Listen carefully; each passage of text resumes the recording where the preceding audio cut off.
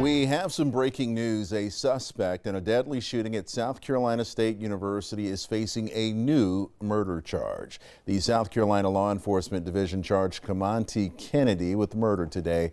It is his second murder charge tied to that shooting back in February on the SC State campus.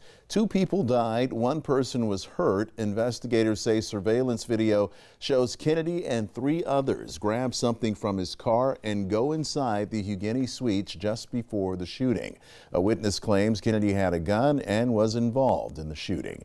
19-year-old Henry Crittington and 18-year-old Terrell Thomas died in the shooting.